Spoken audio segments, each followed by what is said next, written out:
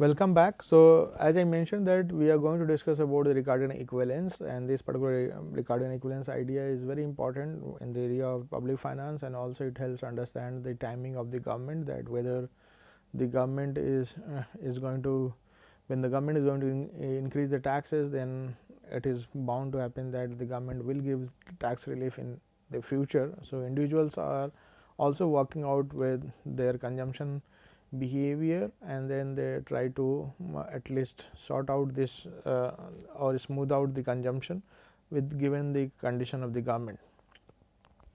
So, the reference book, as I mentioned, it remains same, the Stephen D. Williamson and Eric Sims and the Sanjay Kechug, and the objective I have already mentioned. So, let us start. So, in the same way, here you have the government's current period budget constraint. What is the budget constraint that this particular government is having is that government is having two channels to go for creating income. This is the expenditure. So, this is the expenditure. So, G is the government expenditure, which is equivalent to B is the bond issued by the government, right. It has been sold to the private parties, and this T is the tax. So, one is the tax revenue that the government gets, other is the debt scenario where the government can borrow. So, borrowing and taxation are these two important scenarios where here you have the so this particular BT plus TT is the income, total income of the government is equivalent to government expenditure. The government future period budget constraint is GT plus 1 plus RT BT is equal to TT plus 1. So, here we have the GT plus 1 plus 1 plus RT BT is equal to TT plus 1.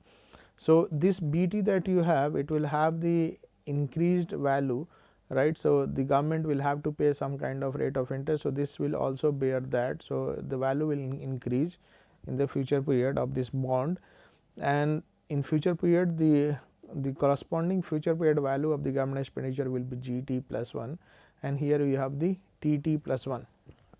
Now, if you solve for BT here, right, and substitute back here, you can easily derive the budget constraint of the government. So, solve for BT in equation here, right, and substitute in the equation here, this is what.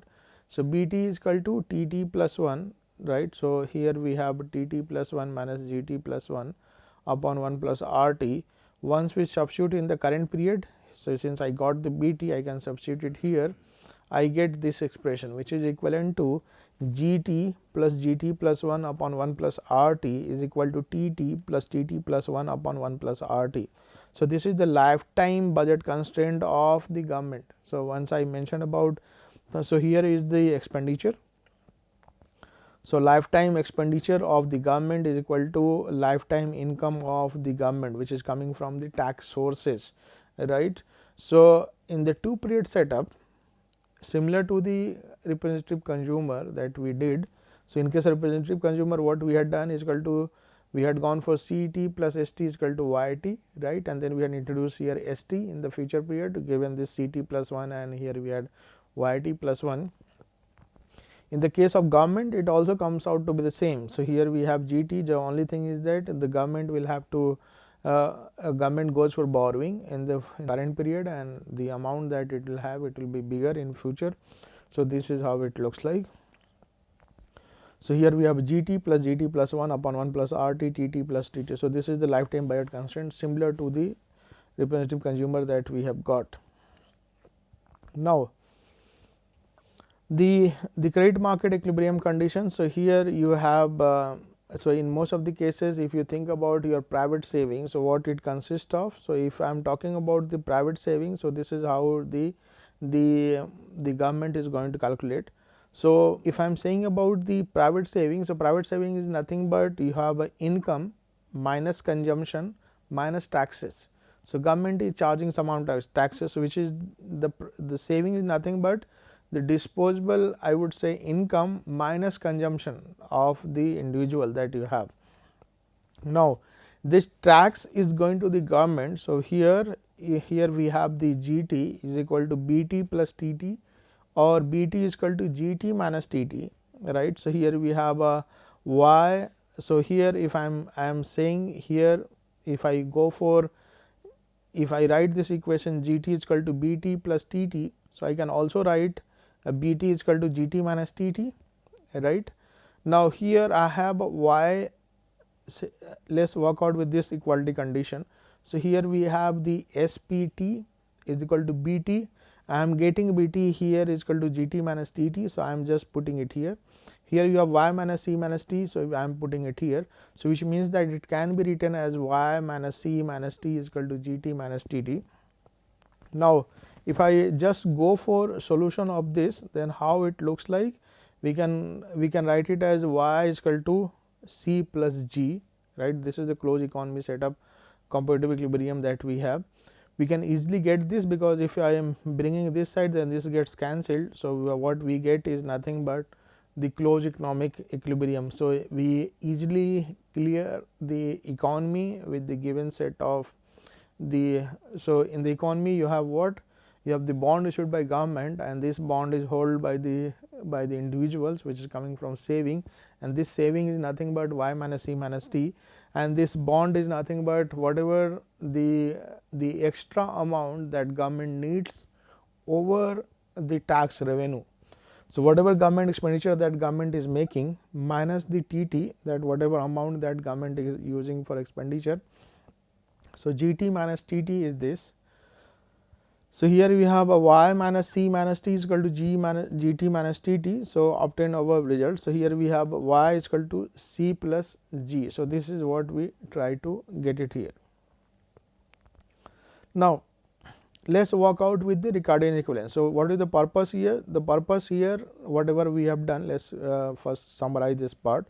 So, the purpose here is that we are trying to derive the lifetime budget constraint of the government. So, we have derived this particular part, right. Once I have derived the lifetime budget constraint of the government, then this is how it looks like.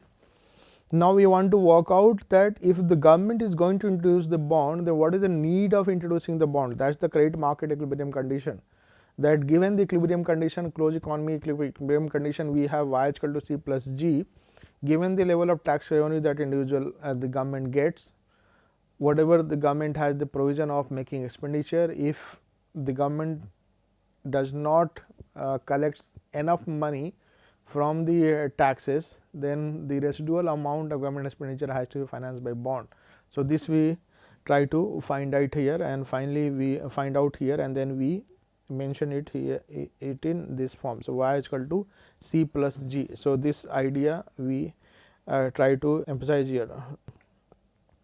You can write Y is equal to C plus G. This is the closed economy setup. I am writing here SPT is equal to BT. So, here we have SPT is equal to Y minus C minus T. Here we have the GT is equal to BT plus TT, or BT is equal to GT minus TT. So, here we have a Y minus C minus T is equal to GT minus TT. If you substitute, if you just go for cancellation, then if you bring this side, so this become positive and this gets cancelled. So, here we have finally Y is equal to C plus G. So, finally, we are arriving at. So, which means that if the government places the bonds issued to the private individual, then we are easily arriving at the comparative equilibrium. So, this is what we can easily arrive at the closed economy equilibrium or comparative equilibrium. Now, here we have the consumer's lifetime tax burden, which is equivalent to the consumer's share of the present value of government expenditure. The timing of taxation does not matter for the consumer. So, here we have a TT plus TT plus 1 upon 1 plus RT is equal to amount TT, the tax from the individuals, and this individual tax is coming from where? It is coming from individuals.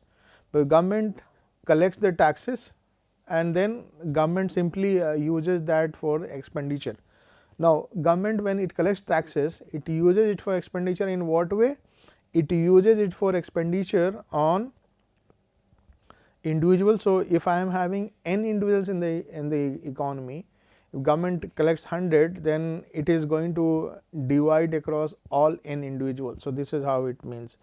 So, TT plus 1 upon 1 plus RT is equal to 1 upon n, GT plus 1 upon 1 plus RT. Now, if I substitute this back in the consumer's budget constraint, so this is what we have, right. So, there if I am going for formulation with the taxation, so this is the consumer's budget constraint which is looking like this, right, with the tax imposition. So, I am saying that we can also write the budget constraint as y t minus t t and y t plus 1 minus t t plus 1 upon 1 plus r t. So, here we are writing c t plus 1 upon 1 plus r t is equal to y t plus y t plus 1 upon 1 plus r t minus t t plus 1 upon 1 plus r t, and if I just substitute this particular expression here for this. So, this becomes c t plus 1 upon 1 plus r t is equal to y t plus 1 upon 1 plus r t minus, since the individuals are, so government is sharing the income with individuals, right, whatever tax it collects in the form of government expenditure, whether it is a subsidy or whether it is some kind of public goods creation or some kind of incentives, tax incentives given. So, this is included here. So, which means that if I am just considering at a, so this also becomes the y is equal to c plus g scenario, because if the government is simply whatever it is collecting from the individuals, if it is transferring the same to the individual, then in that case it becomes a quite a smooth kind of function and you can easily get the closed economy equilibrium. So, here it will be, it again represents c, it represents y, it represents g. So, which means that y is equal to c plus g you can easily get, right. So, this can go this side and becomes the. So, one way of getting closed economy equilibrium is this, that whatever bond the government has issued out of g t minus t t. So, this is the private saving. Here we have the c t plus 1 upon 1 plus r t. So, in the intertemporal framework, this is how the closed economy equilibrium can be arrived. Now, let us have the comparative statics. Now, here it is easier to understand. One is that what happens when the government is going to cut the current taxes for a borrower. This is the budget constraint of the representative consumer. The consumer is at equilibrium at point A, right. So, he is at point A. Now, you can think about that the endowment point of this representative consumer is at E1, right. Now, we are introducing the cut in current taxes. So, if the government is going to cut the current tax, which means that this particular individual will have a less of future consumption, more of current consumption, right.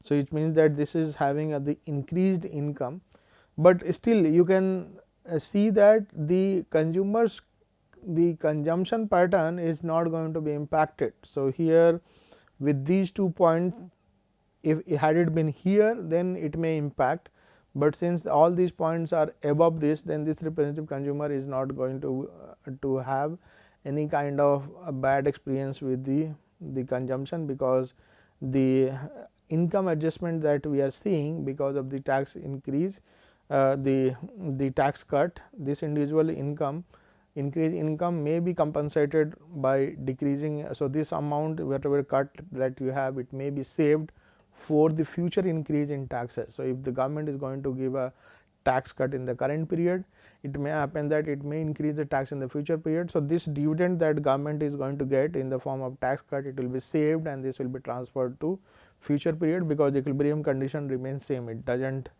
change at all. Now, since we have derived the credit market equilibrium in 2 ways, this the credit market equilibrium with the help of bond.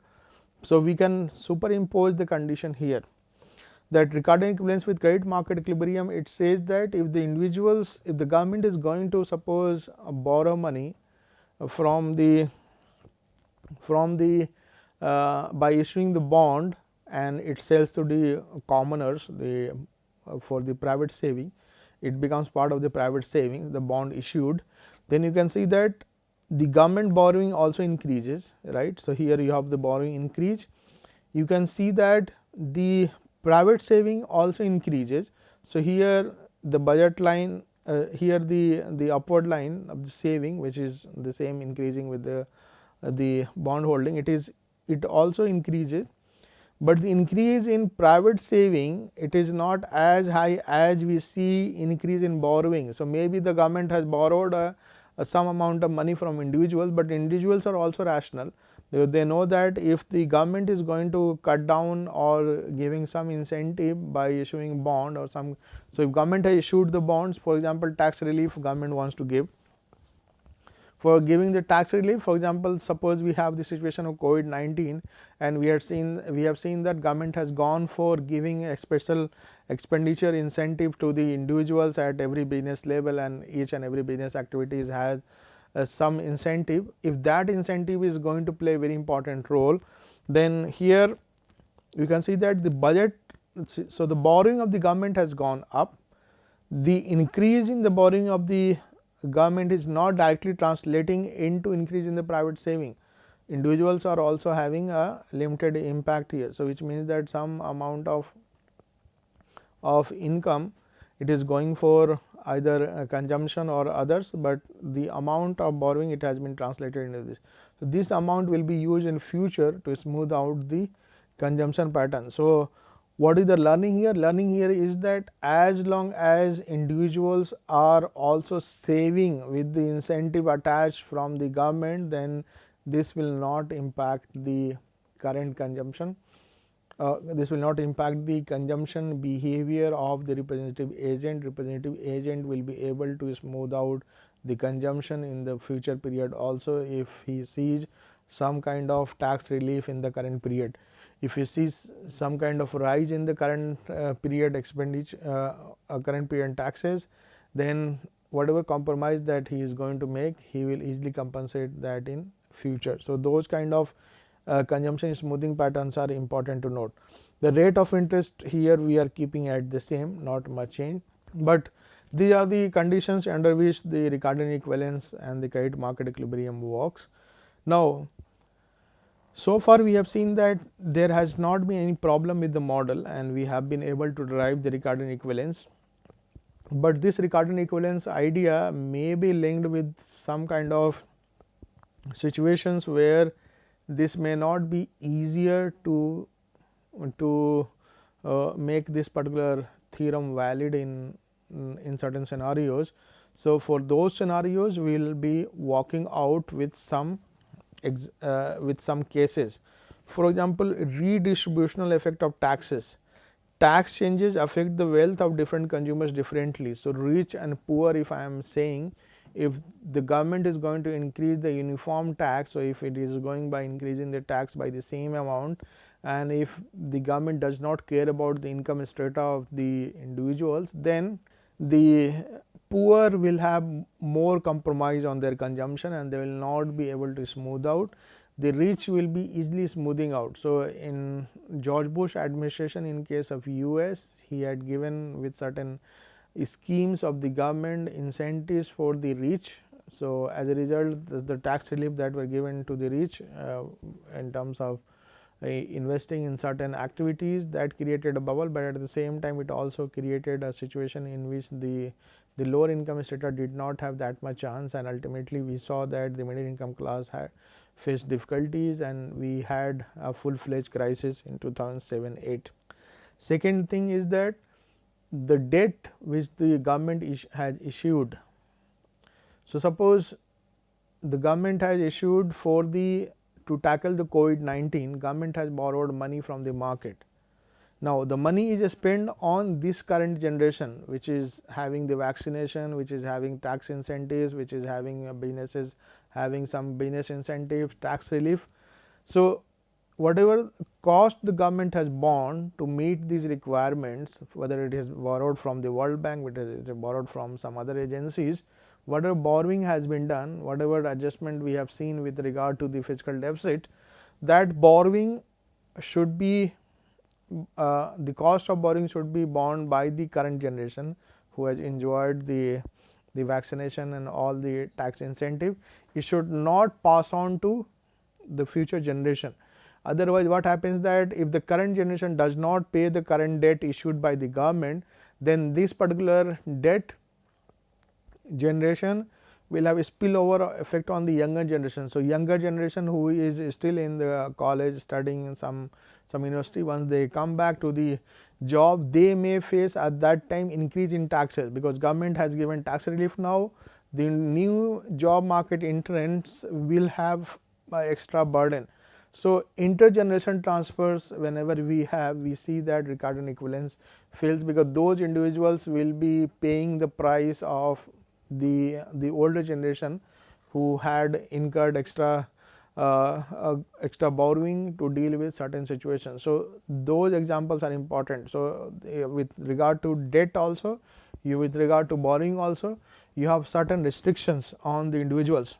When taxes are not lump sum in the sense that a fixed amount of income is deducted from your total income. If it is in percentage term, that you have a certain investment, you have certain interest earning, the government is going to charge from that, then that will have the impact, because if banks are not offering very high interest rate, the interest rate offered by the bank on the deposits, it may, for the rich it may not be that great, but for the poor it may be a good. So, for poor, that money matters a lot. So, if you have a tax imposed on the interest income of the individual, then the lower income strata may not have that easy to smooth out the consumption. So, in that case also it matters.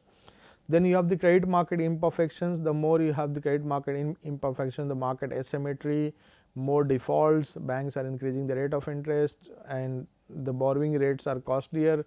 The difference between deposit and borrowings are much larger. Then in that case, again this disequilibrium or this extra burden will create some kind of inefficiency to the borrower and lender, and this may again have impact on different income strata, and that will create again the tax paying abilities, and that difference in tax paying abilities will further have impact on the smoothing of the consumption. So, your rate of interest, your current and future period consumption will have some kind of the unbalanced adjustment, and that may further create adverse scenario for fulfilling the Ricardian equivalence theorem. So, that it is we mentioned about, and it matters a lot for the policy purposes. So, we will be seeing with some examples that how we can understand the redistributional effect of taxes, how we can understand that whether the when we do not have the credit market imperfections, can we understand this. So, Ricardian equivalence has a lot of applications in real life, and it is more intuitional also, because we often see in our real life that how we bear the burden of taxes. So, intergeneration redistribution, if I am mentioning about, then here it mentions about what happens when we have overlapping across generations. So, which means that one generation is going to retire, then you have another generation ready. So, there is some overlap between these two. So, suppose you have you have 3 period scenario. So, individual 1 born in period 1 dies in period 2, right. Then in period 2 individual bonds. So, you have the some kind of overlap, because the period in which the first generation is dying, you have the next generation coming up, and this next generation will die again in period 3. Beyond that we do not see.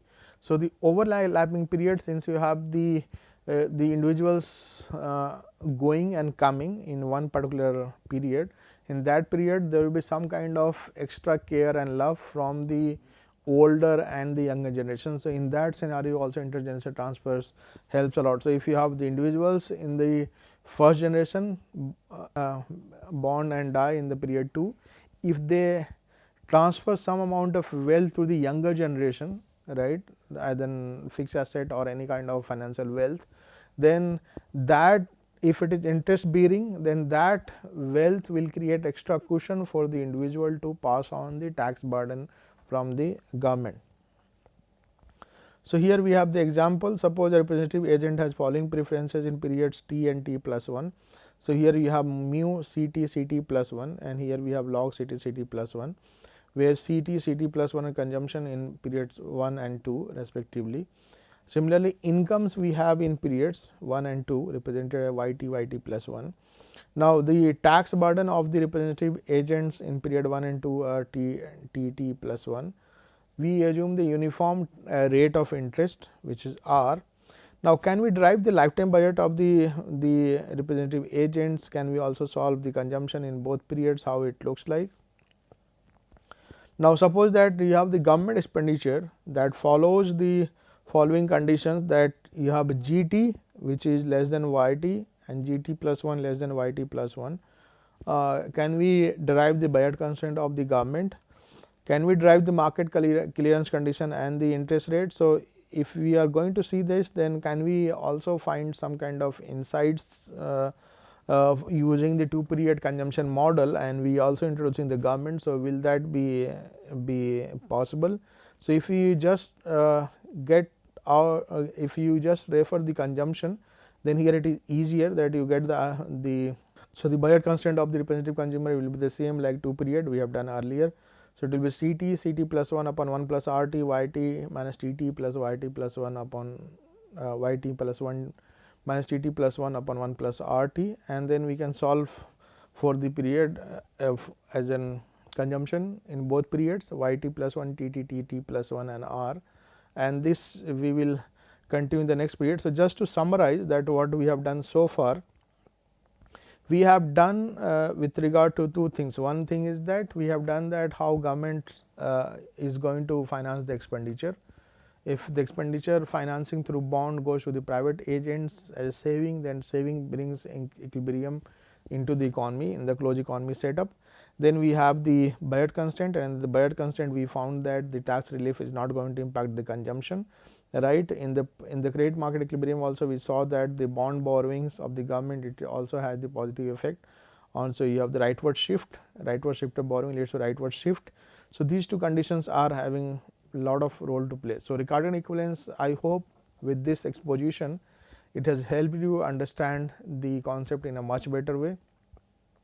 We will have one example that I mentioned, and then we will try to see that how we can see the scenario in which the Ricardian equivalence holds and in which all scenario Ricardian equivalence fails. So, I am stopping it here, and we will continue in the next session from here, and thank you so much for your attention, and I hope you are having some kind of new feel about the macroeconomics apart from the conventional textbook that we read, and we have a very rough idea about certain aspects. So, the micro foundations, I hope it is helping you to clear the clutter, and you can see how in real life scenarios when we impose certain condition, it helps to understand the macroeconomic concept in a much better way. Thank you once again.